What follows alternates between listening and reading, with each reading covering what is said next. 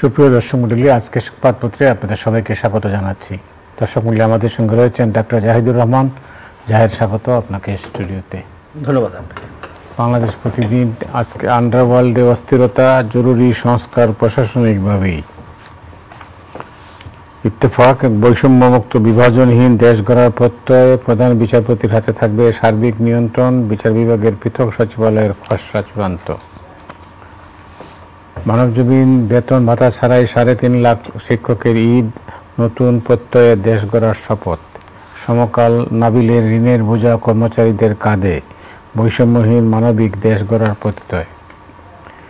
কালের কণ্ঠ, স্থবির অর্থনীতিতে ঈদ বাজারে গতি, যথাযোগ্য মর্যাদায় মহান স্বাধীনতা দিবস উদযাপিত। আমার দেশ সীমান্তপথে র ও আওয়ামীদের বিপজ্জনক আসা যাওয়া, ফুলে ফুলে সিক্ত সাভার স্মৃতিসৌধ। আমাদের সময়, বৈষম্যমুক্ত দেশ গড়ার শপথ, আর্থিক প্রতিষ্ঠানের ক্ষেত্রে আস্থার সংকট কাটছে। কালবেলা ইউজিসিতে তারা সব আমলে সুবিধাভোগী, দায় চাপানোর খেলায় মেতেছে ক্রীড়া মন্ত্রণালয়, সার্চ কমিটি। খবরের কাগজ, দুর্নীতিবাজ হিসাবে জনমনে ব্যাপক ধারণা থাকলেই ব্যবস্থা। মহান স্বাধীনতা দিবস উদযাপন, জাতীয় স্বার্থে ঐক্যের প্রত্যয়। দিনকাল, শ্রদ্ধার ভালোবাসায় স্মরণ বীর শহীদদের, দ্রুত নির্বাচনের স্পষ্ট রোডম্যাপ দিন ফখরুল। আলোকিত বাংলাদেশ, রেমিটেন্সে উল্লাসবন, কেনাকাটার ধুম।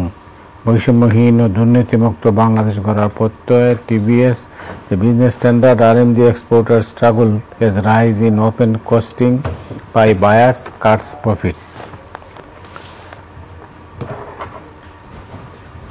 অনেকগুলো বিষয়, যে বিষয়গুলো নিয়ে আলোচনা করা যেতে পারে, তবে সব বিষয়ের উপরে নির্বাচন নিয়ে একটা সংশয়।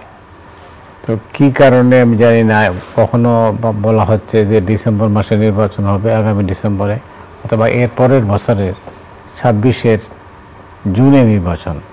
তো এই সব মিলে একটা কি হয়েছে, রাজনৈতিক দলগুলো রোডম্যাপের কথা বলছে। আমার কেন যেন মনে হয় কী কারণে, এটা তো বলা হচ্ছে, কিন্তু কী কারণে আজকের এই পরিস্থিতি? ধন্যবাদ। আসলে আমরা 7 মাস পেরিয়ে গেছে, এটা 8 মাসের দিকে আমরা যাচ্ছি। এই রকম সময়ের মধ্যে নির্বাচনের একদম খুব স্পেসিফিক জায়গায় চলে আসার কথা ছিল। মানে আমি 2 দিন আগে আমাদের প্রধান উপদেষ্টা যে ভাষণ দিলেন, সেখানে আবারও আজ থেকে 4 মাস 5 মাস আগে তিনি প্রথম যে ডেডলাইনের মতো ঘোষণা করেছেন, সেই একই জায়গাতে আছি আমরা। দেখুন, আমি একটা জিনিস মনে করি, সেটা হলো নির্বাচন ডিসেম্বরে হবে এটা বলার মতো গ্রাউন্ড সরকারের কাছেই আছে। কেন, আমি একটু ব্যাখ্যা করি। প্রধান উপদেষ্টা যেভাবে বলছেন, যদি খুব ন্যূনতম সংস্কার হয় তাহলে বছর ডিসেম্বরের মধ্যে নির্বাচন হবে, আর যদি বেশি সংস্কার চাওয়া হয় তাহলে জুনের মধ্যে।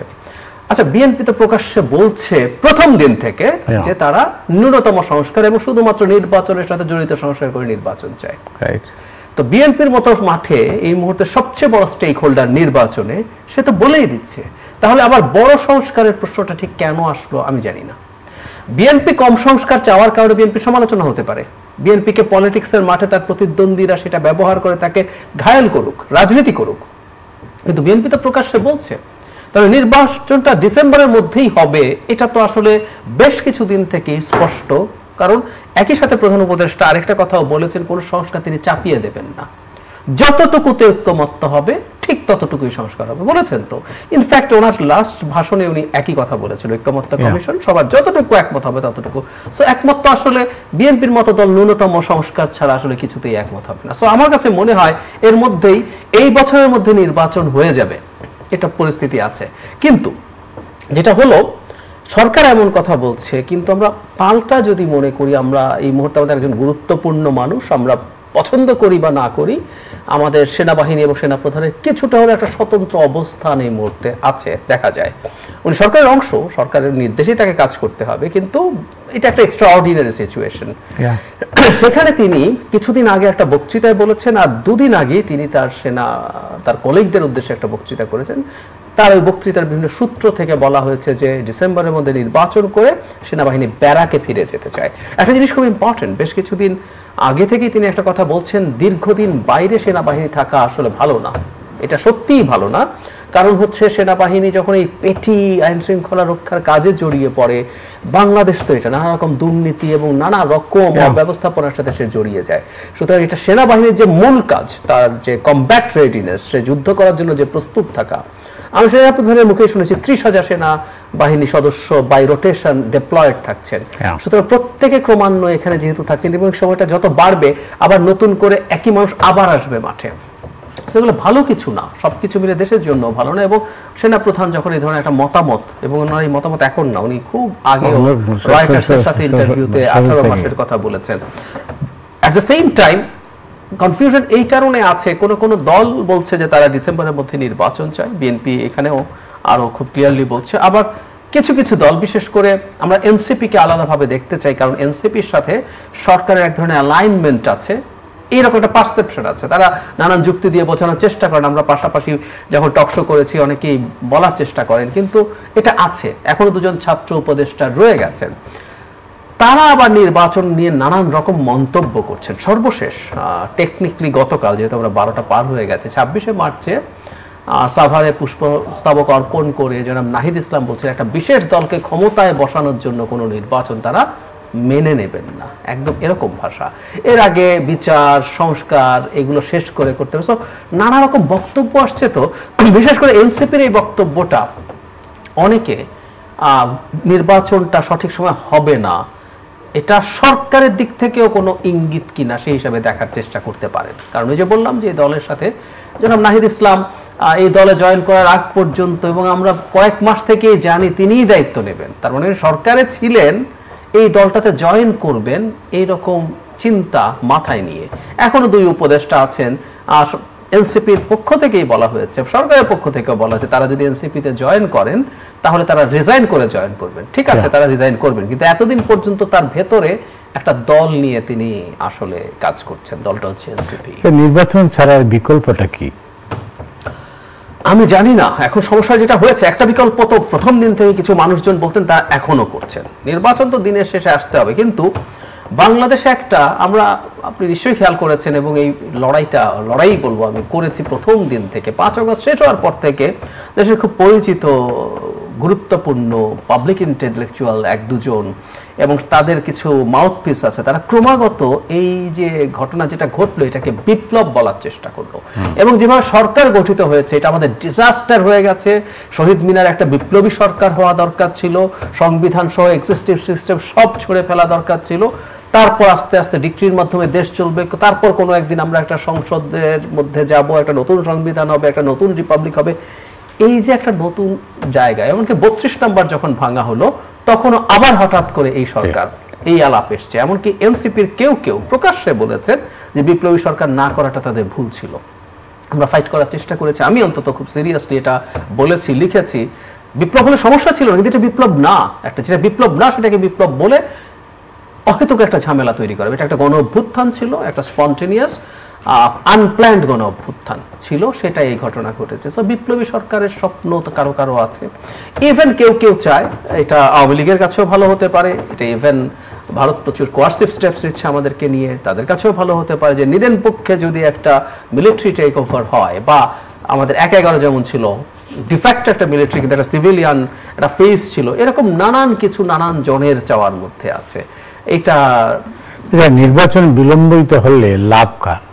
যারা ক্ষমতায় থাকছেন, যারা ক্ষমতার কাছাকাছি থাকছেন, যারা নির্বাচন হলে ভেসে যাবেন। ধরুন একটা নির্বাচন হলো, একটা পলিটিক্যাল গভর্নমেন্ট তৈরি হলো, বহু মানুষকে এখন আমরা দেখছি না ভীষণ পাওয়ারফুল, শুধু এরা শুধু সরকারে আছেন তা না, সরকারের বাইরে থাকা অনেক মানুষ খুবই পাওয়ারফুল আছেন, অনেক পাওয়ারফুল। কে কোথায় পদায়িত হবে, কে কোথায় যাবেন না যাবেন, অনেক নিয়ন্ত্রণ আছে। এমনকি দুর্নীতি বা আমরা অর্থনীতির ভাষায় যেটাকে বলি রেড সিকিং এর নানান অভিযোগ আছে। সো সরকার যত নির্বাচিত সরকার দেরি হবে ততই তাদের এই ক্ষমতাগুলো থেকে যাবে। তো তাদের সুবিধা আছে, তারা অনেকেই চাইছেন। ইভেন আমি খোলাখুলি বলে ফেলি, সেটা হচ্ছে ইভেন সরকারের একটা অংশ এটার সাথে জড়িত কিনা আমার প্রশ্ন আছে। আমি একটা উদাহরণ দেই, সপ্তাহ 2-3 আগে গুলশানে একটা বাড়িতে তাণ্ডব চালানো হয়েছিল ঘোষণা দিয়ে। বাড়িটা জনাব এইচটি ইমামের ছেলের শ্বশুরবাড়ি এবং তাও এক্স, তাদের ডিভোর্স হয়েছে 20 বছরের বেশি আগে। এই বাড়িতে গিয়ে ঘোষণা দিয়ে টিভি ক্যামেরা লাইভ চলতে চলতে বাড়িতে তাণ্ডব চালানো হলো গুলশানের মতো জায়গায়। শেষ পর্যন্ত পুলিশ এবং সেনা সদস্যরা গেছেন, তাদের সামনে তারা বেরিয়ে গেছে, এটা আমরা ক্যামেরায় দেখছি, কাউকে ধরা হয় নাই। সরকারের মধ্যে একটা অংশ কি চাইছে দেশে কোনো আইন শৃঙ্খলা নেই সেটা বোঝাতে? নাহলে ওখানে স্টেপ নেওয়া হয়নি কেন? দেশের প্রত্যন্ত অঞ্চলে একটা ঘটনা ঘটে গেল, সেটা একটা ব্যাপার। নাম্বার 2, ওন্না নিয়ে ঘটনাটা যখন ঘটলো তখন শাহবাগ থানায় যখন সেই অ্যাকিউজডকে ধরে নেওয়া হয়, সারা রাত শাহবাগের থানার মধ্যে কিছু লোক বসে ফেসবুক লাইভ করে পুলিশকে বকা ঝকা গালিগালাজ হুমকি দিচ্ছিল, লাইভ করছিল, কোনো পদক্ষেপ নেয়। এটা থানা তো একটা স্টেটের প্রশাসনের অতি গুরুত্বপূর্ণ জায়গা। ঘন্টার পর ঘন্টা চললো, সারা পৃথিবী দেখলো যে বাংলাদেশে একটা কমপ্লিট ললেসনেস আছে। তো এই ললেসনেস দেখানো কেন হচ্ছে? আমি মনে করি এটা মেবি একটা বাহানা যে নির্বাচনের তো পরিবেশ নাই, বলা হচ্ছে তো এই সিচুয়েশনে তো নির্বাচন বলা হচ্ছে। তো তাহলে সব যদি আমরা একত্র করি, সরকারেরও একটা অংশ, এটা কারা আমি জানি না, সরকারে থাকা একটা অংশ হয়তো ক্ষমতাকে অনেক উপভোগ করছেন, মানে ক্ষমতা উপভোগ যারা করেন, কেউ যদি করে থাকেন তার কাছে সেটা ধরে রাখার চেষ্টা হতেই পারে। নির্বাচন যত বিলম্বিত হবে অন্য শক্তি তো উপকৃত হবে, যেটা আপনি বললেন তার বাইরে হ্যাঁ সত্য উপকৃত। কিন্তু আমরা ওই যে একটা টার্ম আছে না, কগনিটিভ বায়াস, আমরা যখন আমার একটা সিদ্ধান্ত নেই, আমি আসলে আমার পক্ষে যেসব যুক্তি আছে সেই যুক্তিগুলো একত্র করে আমি আমার হাইপোথেসিসটাকে দাঁড় করাতে চেষ্টা করি। শেখ হাসিনারও কগনিটিভ বায়াস ছিল না? তিনি তো মনে করেছিলেন যে তার মতো করে তিনি এভাবে ক্ষমতা 41 পর্যন্ত, 2071 না হলেও 2041 পর্যন্ত থেকে যাবেন। ওনার বিরুদ্ধে যুক্তি ছিল, কিন্তু এই যুক্তিগুলো গ্রহণ করেন নাই। আমি শেখ হাসিনার কথা বলবো কেন, ভারতের মতো এত বড় একটা দেশ যে রিজিওনাল সুপার পাওয়ার তো পারে, সে গ্লোবাল সুপার পাওয়ার হতে চায়, সে কি দেখে নাই যে এখানে কি ঘটছে? এটা যে একদম সাস্টেনেবল সিস্টেম না। এখন কিন্তু বলছে যে আসলে তারা জুন জুলাইয়ের মধ্যে জানতো এই পরিস্থিতি হতে পারে, এটা দায় এড়ানোর চেষ্টা, এটা আমি শিওর। কিন্তু প্রভাব ছিল না, তারা বলছে যে সে কারণে পারেনি। শতভাগ প্রভাব ছিল, শতভাগ প্রভাব থাকার পর যা যা বলেছে, ইভেন চায়নার সাথে বাংলাদেশের এগিয়ে যাওয়া কতগুলো আন্ডারস্ট্যান্ডিং, আমি মোংলা পোর্টের কথা যদি বলি, তিস্তা চুক্তির কথা, সব থেকে ফিরে আসছে না। শতভাগ কন্ট্রোল ছিল তাদের শেখ হাসিনার উপরে। যেটা বলছিলাম, সেও তখন যখন প্ল্যান করে সে তার কগনিটিভ বায়াসে ভোগে, মানে এক অবিশ্বাস্য ব্যাপার। সো যারা এভাবে চিন্তা করছেন তারা এর পটেনশিয়াল থ্রেট কি হতে পারে, তারাও যে কত বড় বিপদে পড়তে পারেন, দেশ তো বটেই, তারা ব্যক্তিগতভাবে পড়বেন, তিনি তার এই হিসাবগুলো করার সময় সেগুলো বিবেচনা নিচ্ছেন। জাহিদ, আপনি কি এটাকে বাংলাদেশের রাজনীতির বা ক্ষমতার একটা নিয়তি বলেই মনে করেন? আমি এখনো মনে করতে চাই না। আমি এখন পর্যন্ত একটা জিনিস মনে করি, আমাদের এই যে সুযোগটা এসে হাজির হয়েছে মাঠে, অন্তত পলিটিক্যাল শক্তি যারা আছে, যারা খুব বড় সংখ্যার জনগণকে রিপ্রেজেন্ট করে ভোটের রাজনীতিতে, তারা এই ব্যাপারে ডেটারেন্ট হিসাবে কাজ করবে। আমি বিশ্বাস করি যে এখন অন্তত এই পরিণতির দিকে আমরা যাব না। কিন্তু যেটা হয়, পরিস্থিতি ঘোলাটে হলে নানান খারাপ কিছু ঘটতে পারে না, কিন্তু এটা তো হওয়ার কথা ছিল না, একেবারেই না, একেবারেই না, কোনো ক্রমেই হওয়ার কথা ছিল না। কথা ছিল আমরা, মানে একটা খুব অদ্ভুত ব্যাপার, দেখেন আমরা গণতন্ত্রের কথা বলি, শেখ হাসিনার বিরুদ্ধে আমাদের অভিযোগ হচ্ছে শেখ হাসিনা ইলেকশন ম্যানিপুলেট করে অবৈধভাবে ক্ষমতায় থেকেছে। কিন্তু এই বাংলাদেশে এখন ইলেকশন হোক, এই কথা বলা একটা অদ্ভুত ক্রাইম হয়ে গেছে কারো কারো কাছে। আপনি যদি ইলেকশনের কথা বলেন, আপনি দেখবেন মানুষ আপনার দিকে কিভাবে যেন তাকাচ্ছে, মানে এক অদ্ভুত বাংলাদেশ। এগুলো হওয়ার কথা ছিল না, কথা ছিল না। নানান জন এখন নানান এজেন্ডায় ঘুরছে, কারণ স্টেটের ক্ষমতা যদি হাতে রাখা যায় অনেক কিছু করা যায়, অনেক কিছু করা যায়। এবং রাজনীতি করে ক্ষমতায় আসা, এটার জন্য যে অকল্পনীয় অক্লান্ত পরিশ্রম করতে হয়, সেই পরিশ্রম করতে তো আমরা প্রস্তুত নই। সো শর্টকাট যদি পাওয়া যায় সেটাই নিচ্ছে। সো এটা হওয়ার কথা ছিল না। যে মানুষগুলোর মুখে আমরা প্রচুর গণতন্ত্রের কথা শুনেছি, স্বৈরাচার বিরোধিতার কথা শুনেছি, ফ্যাসিবাদের বিরোধিতার কথা শুনেছি, সেই মানুষগুলো এখন অন্য ফর্মে একই রকম ভাবে তারা ট্যাগ দিচ্ছে মানুষকে। একই ধরুন নির্বাচন, ভারত সরকার বলেছে নির্বাচিত সরকারের সাথে সম্পর্ক তৈরি হবে। এখন কেউ নির্বাচনের, আমি একটু খোলাখুলি বলি, সেনাপ্রধান নির্বাচনের কথা বলছেন, সেনাপ্রধান আওয়ামী লীগের পার্টিসিপেশনের কথা একরকম বলছেন, উনি ভারতের এজেন্ট হয়ে গেলেন। অথচ আমাদের প্রধান উপদেষ্টা অন্তত বলেছেন যে আওয়ামী লীগকে নিষিদ্ধ করা হবে না, বলেছেন। যেখান থেকে এই বিতর্ক শুরু, জি, প্রধান মানে আওয়ামী লীগকে নিষিদ্ধ করব কি করব না, বিচারিক প্রক্রিয়ায় করলেও সরকারকেই ইনিশিয়েট করতে হবে, আর এক্সিকিউটিভ অর্ডারে করলে তো সরকারকেই করতে হবে। সরকারই মূল ব্যক্তি, সেটার প্রধান মানুষটা ক্লিয়ারলি বলছেন আওয়ামী লীগকে নিষিদ্ধ করছি না। তা আমরা কি এখন তাকে সেটা দেব? দেই নেই, আমরা কাউকে দিচ্ছি। সো নির্বাচন শব্দটা তোলা যাবে না। অথচ আমরা একটা নির্বাচনী রাজনীতির মধ্যে ঢুকতে চাই না, কিন্তু নির্বাচনের জন্যই তো যত কিছু হলো। একদম। শেখ হাসিনা বাংলাদেশকে ধ্বংস কেন করেছে আসলে? কারণ শেখ হাসিনা নির্বাচন ছাড়া ক্ষমতায় থাকতে চেয়েছেন। এটা যদি ভবিষ্যতে কেউ থাকতে চায়, তাত্ত্বিকভাবে বলছি, বিএনপি যদি মনে করে আমরা ক্ষমতায় আসার পর পরবর্তীতে আর নির্বাচন দেব না, বাংলাদেশ ঠিক শেখ হাসিনা যা যা করেছে এটা একদম প্রেসক্রাইবড পথ। আপনি যেহেতু ভোট ছাড়া ক্ষমতায় থাকবেন, আপনার জনগণ ম্যাটার করে না, তো তাহলে আপনার ক্ষমতার কে ভিত্তি? আপনার ভিত্তি হবে প্রশাসন, পুলিশ, ব্যবসায়ীরা, বিদেশি কেউ না কেউ। তো আপনি তাদেরকে তোয়াজ করবেন, তাদেরকে সব লুটপাটের সুযোগ দেবেন, দেশের জনগণ ইয়ে হবে। এই তো নির্বাচনটা যদি ঠিকঠাক করা যায়, আমাদের অনেক সমস্যার সমাধান হয়ে যাবে। সেই জন্য এটা অ্যাজ আর্লি অ্যাজ পসিবল হওয়া দরকার। কারণ এই পরিস্থিতিতে সরকারের গ্রিপ কিন্তু খুব ভালো না। যদি এমন হতো যে সরকার দুর্দান্ত নিয়ন্ত্রণে সবকিছু রাখতে পারছে। 2-3 দিন আগে খুবই লিডিং একটা পত্রিকার নিউজ ছিল, এই যে 300 ফিট এলাকায় প্রচুর রেস্টুরেন্ট আছে, ওখানে এক ধরনের নাইট লাইফ ছিল, মানুষ রাতের বেলা যেত, খেত, আবার আসতো, বন্ধ হয়ে গেছে, ওগুলো প্রায় বন্ধ হয়ে গেছে। তার মানে যত আপনি পরিসংখ্যান দেন, মানুষের ফিলিং হচ্ছে আমি সিকিউর না। তো সরকারের যখন যথেষ্ট নিয়ন্ত্রণে সবকিছু নাই, সেই অবস্থায় নানান রকম ভলেটাইল কিছু হতে পারে। সো ইলেকশনকে যত দ্রুত করা যায় সেটা দরকার। অনেক ধন্যবাদ আপনাকে। কালের কণ্ঠে যে শিরোনামটা, এটা বাস্তব অবস্থার সঙ্গে মিল আছে। স্থবির অর্থনীতি, অর্থনীতি স্থবির, কিন্তু ঈদ বাজারে গতি, এটা কারণ কি? দুটো ব্যাপার। হ্যাঁ, ঈদ বাজারে গতি, আমি ধারণা করি যে বাংলাদেশে যে অতটুকুই সামর্থ্য থাকুক, মানুষ ঈদের কিছু শপিং করতে চায়, বিশেষ করে সন্তানদের জন্য। গরিব মানুষটাও চেষ্টা করে। দ্বিতীয় কথা হচ্ছে আমাদের রেমিটেন্সের একটা বড় উল্লম্ফন হচ্ছে। এটা সত্য যে আমরা এটা খুবই গভীর কৃতজ্ঞতার সাথে স্মরণ করব, এটা একটু স্মরণ করা দরকার। শেখ হাসিনার সময় একটা পর্যায়ে আমাদের প্রবাসীরা রেমিটেন্স পাঠানো কমিয়ে দিয়েছিলেন, সেটা তাকে প্রভাবিত করেছে। আর এখন তারা ব্যাংকিং চ্যানেলে, এটা একটু আমাদের মনে রাখতে হবে, ব্যাংকিং চ্যানেলে রেমিটেন্স পাঠানো মানে প্রতিটা মানুষ কিছুটা ক্ষতি স্বীকার করে নেন। আচ্ছা, হুন্ডি অবৈধ, কিন্তু হুন্ডিতে বেটার রেট পাওয়া যায়, ইজিলি টাকা পাওয়া যায়। যে মানুষগুলো মধ্যপ্রাচ্যে পরিশ্রম করে উপার্জন করেন, তার কাছে প্রতিটা টাকা কিন্তু খুব মূল্যবান, কিন্তু তারপরে উনি ব্যাংকিং চ্যানেলে পাঠাচ্ছেন। সো প্রচুর রেমিটেন্স আসছে। আর ইভেন হুন্ডি হয়েও যে টাকা আসে, সেই টাকা এখন যথেষ্ট পরিমাণে আসছে। সেই কারণে আমি বলবো মানুষের সামর্থ্য বেড়েছে। আর আরেকটা কারণ আমার কাছে আছে বলে মনে হয়, এবারকার রমজানে মানুষের তো খরচের একটা প্রস্তুতি থাকে, আমি এই মাসে কত খরচ হবে। এই রমজানে সরকারের একটা কৃতিত্বর সাথে আমাদের এই সিজন অফ রোল প্লে করেছে, যে সবজির দাম বেশ কম ছিল, বা রমজানের অন্যান্য পণ্য যেগুলো রমজানের এসেনশিয়াল গুডস, কমোডিটিস, সেগুলো তুলনামূলকভাবে সহনশীল দামে ছিল। ফলে রমজানের খরচ যেহেতু মানুষের কম হয়েছে, মানুষ কিছু এক্সট্রা খরচ, যারা ফিক্সড ইনকামে কাজ করেন, তারা কিছু এক্সট্রা খরচ আবার ইয়ের জন্য করতে পেরেছেন, ঈদের শপিং এর জন্য, সেটা আমি ধারণা করি। আর একটা কথা তো সত্য, মানুষের মন, আমাদের যাবতীয় সংকট আছে, আমাদের অনেক রকম অভিযোগ আছে, কিন্তু এটা প্রথম ঈদ। আমরা এই যে আমরা কেউ কেউ কেউ ডিবেট করে, আমি তারপরও যাচ্ছি, আমি পারসেপশনটার কথা বলি, যেটা স্বাধীন, দ্বিতীয় স্বাধীনতার কথা বলছেন। তো আমরা যে শেখ হাসিনা মুক্ত পরিবেশে আছি, এই যে একটা আনন্দের জায়গা, সব প্রবলেমের পরও না, এটা তো আসলে একটা বিরাট জায়গা যে আমরা এরকম একটা মুক্ত পরিবেশে আছি, একটা মুক্ত পরিবেশে আছি। সেই জায়গায় মানুষের এই ফিলিংগুলো মানুষকে, ভালো থাকা মানুষকে ইনফ্যাক্ট ব্যয়ের দিকে স্টিমুলেট করে, সেগুলো হয়েছে।